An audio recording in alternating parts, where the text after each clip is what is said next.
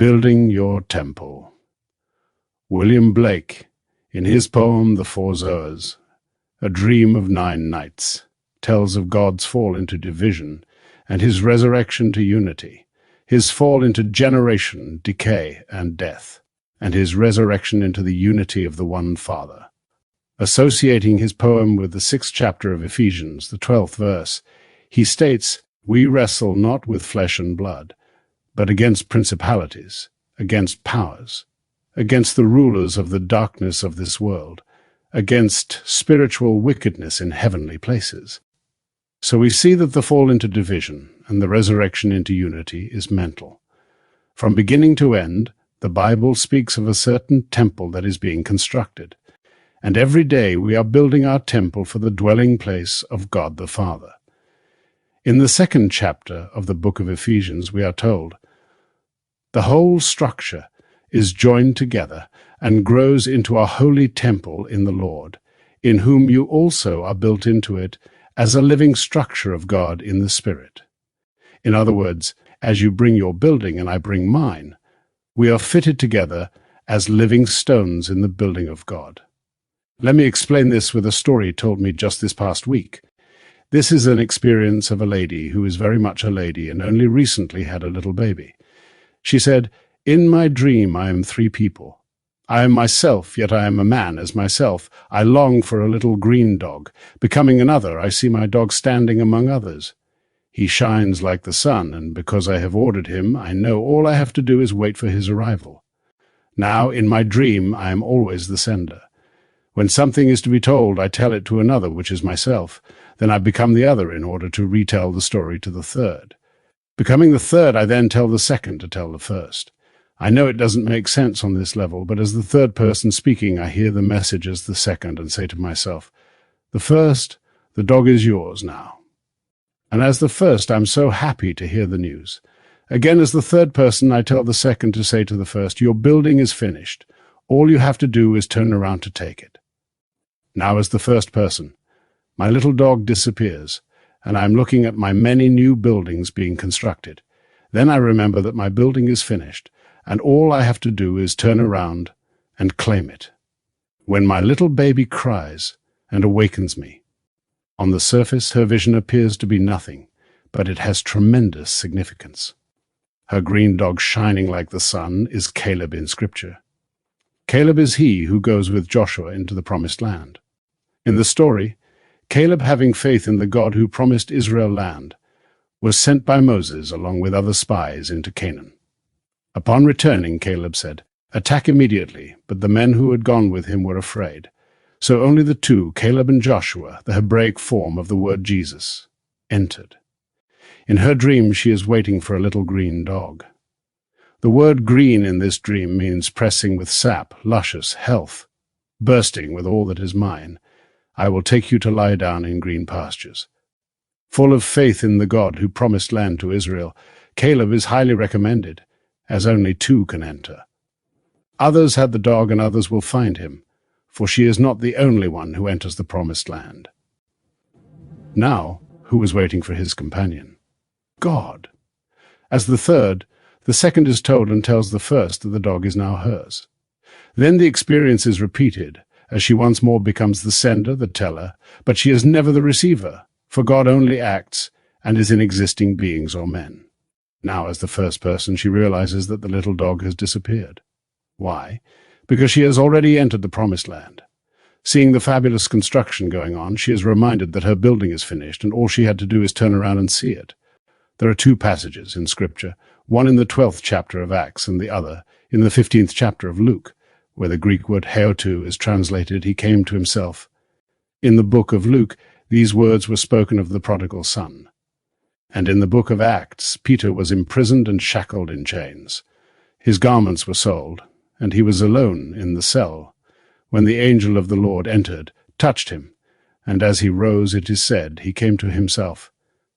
Now this word how to could have been translated, he turned around, it is fulfilled, it is finished, to be married. And she heard the words, "All you need to do is turn around. Turn around, and you will behold the finished structure." As a living stone, you've now contributed to the overall structure, which is the temple of the living God. I know from my own experience, everyone contributes to that one living stone called the kingdom of heaven. You will be turned around by a force that is greater than anything known to man, but it will not happen until the end. You cannot physically turn around, nor can you force the mind to do it. Now, Blake tells us, God fell into division, and this lady divided herself into 3. Now, heading for the end of the journey. When the force that is holding you to this world is relieved, you will turn around to see the structure your father built, and you will know that you are he. Your temple is not built by another. He who began a good work in you will bring it to completion at the day of Jesus Christ. Who is he?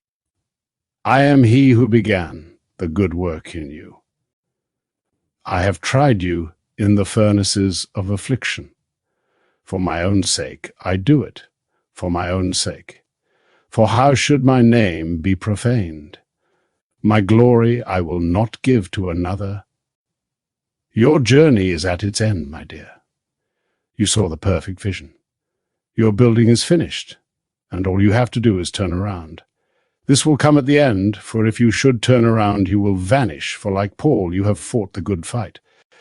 Let no one tell you Paul was exaggerating. It is a fight, for we are contending not with flesh and blood. At the present moment, someone is treading the winepress of hate, and, unrestrained, the thought is sent on its wings of feeling. Perhaps sitting in a dungeon this night, someone is treading the winepress of war, and some little boy out in the field catches the idea, and wanting to be a hero dreams of becoming a great general, commanding the destruction of the world. He is dreaming, and you can't stop his dream.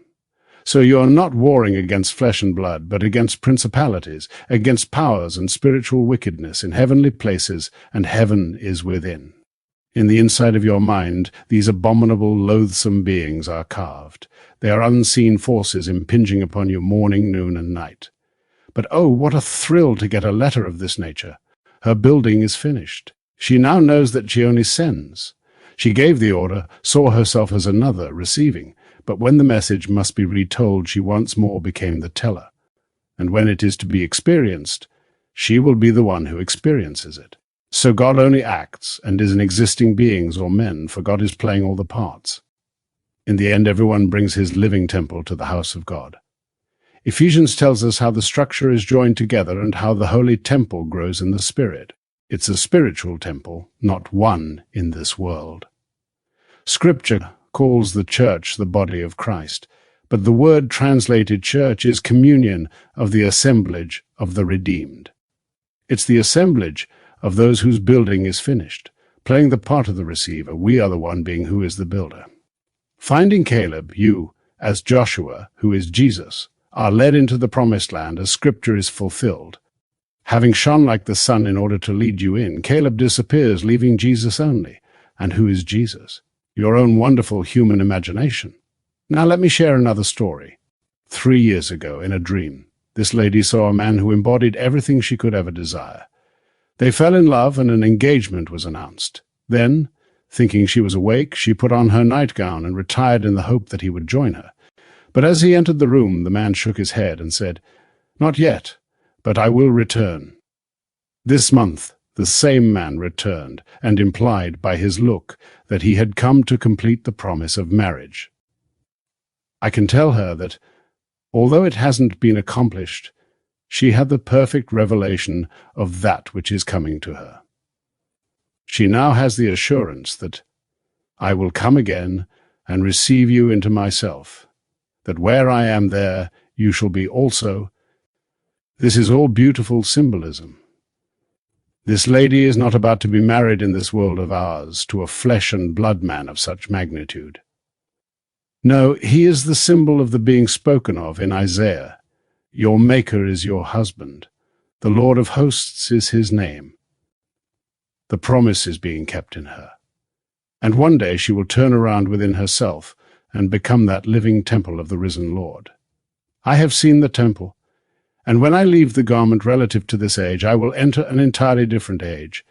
And like Paul, it is my desire to depart and be with Christ. But it is more important at the moment to remain and encourage you, even though you are fighting against principalities, powers of darkness, and all the horrors of the world. But I have seen the building being constructed for you, not by another, but by your deeper self, who is God the Father. In 1952, while living in New York City, I had a thirst that only an experience of God could quench. As the hart panteth after the waterways, so panteth my soul after thee, O God. Then one night out of the blue I found myself fulfilling the 42nd Psalm. These things I remember as I pour out my soul. How I went with the throng and led them in procession to the house of God. That night I found myself leading an enormous procession toward the house of God. It was still in the distance, but as I led them, a voice rang out, and God walks with them. A woman at my side questioned the voice, saying, "If God walks with us, where is he?" And the voice replied, "At your side." Looking at me and seeing a man of flesh and blood, she said, "You mean Neville is God?" And the voice replied, "Yes." In the act of waking, then the voice spoke only to me, saying, "I laid myself down within you to sleep, and as I slept I dreamed a dream." I dreamed, and suddenly I knew that he was dreaming he was me. At that moment memory returned, and I became 6 vortices which I felt enter my hands, my feet, my head, and my side. That was when I knew the ecstasy of the crucifixion. Paul, in his letter to the Romans, divided the tenses, saying, "If we have been united with him in a death like his, we shall certainly be united with him in a resurrection like his." The crucifixion is past. He chose us in him before the foundation of the world. If this is true, then the universal Christ gave us himself, for did he not say, "No man takes my life, I lay it down myself." I have the power to lay it down and the power to lift it up again. And we are laid down with him, because he chose us in him before the foundation of the world. So, if you are united with him in a death like his, you will certainly be united with him in a resurrection like his. I know this is true, for he was resurrected in me, confirming the story of Scripture. This is how the structure is enhanced and grows in God. And when the final curtain comes down and the temple is perfect, you will be God the Father, and I will be God the Father. Yet none of us will lose our identity. Now I ask you to continue to test your creative power by practicing revision. If you hear something that is unlovely, don't accept it, but instantly revise it. Hear the words that ought to have been spoken and persuade yourself, to the best of your ability, that it is so.